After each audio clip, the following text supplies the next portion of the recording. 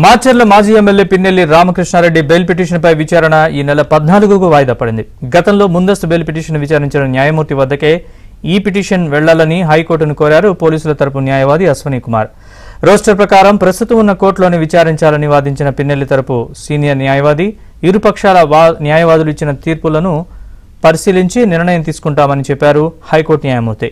Case విచారణ ఈ నెల 14వ తేదీకి వాయిదా వేశారు.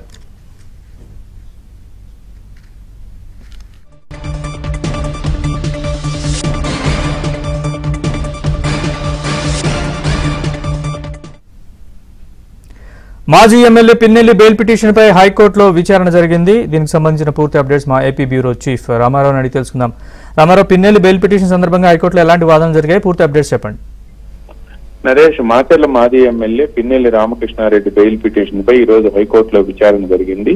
ఈ విచారణ సందర్భంగా పిన్నెల్లి రామకృష్ణారెడ్డి తరపు న్యాయవాది ఇదే బెంచ్ ముందు వాదనలు వినాలి అని చెప్పి హైకోర్టును అభ్యర్థించారు. అయితే పోలీసుల తరపున న్యాయవాది అశ్వనీ కుమార్ మాత్రం ఈ వాదనలకు తీవ్ర అభ్యంతరం వ్యక్తం చేశారు.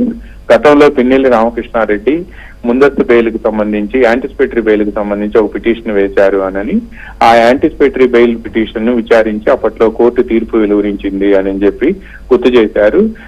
ఏ న్యాయమూర్తి అయితే యాంటిసిపేటరీ బెయిల్ పై వాదనలు విన్నారో అదే న్యాయమూర్తి దగ్గరికి మళ్ళీ బెయిల్ పిటిషన్ వెళ్లాల్సి ఉంది అని కూడా ఆయన ఈ సందర్భంగా చెప్పారు. ఈ సందర్భంగా దేశంలోని పలు రాష్ట్రాల హైకోర్టులు, సుప్రీంకోర్టు ఇచ్చిన తీర్పు కాపీలను కూడా న్యాయమూర్తి ముందు ఉంచారు. అదేవిధంగా పిన్నెల్లి తరపు సీనియర్ న్యాయవాది కూడా ఇది రోస్టర్ ప్రకారం ప్రస్తుతం కేసు ఈ కోర్టులో వినాల్సి ఉందని, రోస్టర్ ప్రకారం మాత్రమే ఈ కేసులు వినాలి కానీ గతంలో విచారించే న్యాయమూర్తి దగ్గరికి వెళ్లాలనే నిబంధన సరికాదని, తనకు అనుకూలంగా అంటే రోస్టర్ ప్రకారమే కేసులు విచారించాల్సి ఉన్న ఆవశ్యకతపై గతంలో కోర్టు ఇచ్చిన తీర్పులను కూడా న్యాయమూర్తి ముందు ఉంచారు. ఇరుపక్షాల వాదనలు విన్న న్యాయమూర్తి ఇరుపక్షాల న్యాయవాదులు అందించిన తీర్పులను కూడా పరిశీలించిన తర్వాత తుది నిర్ణయం తీసుకుంటాను అని చెప్పి పేర్కొన్నారు.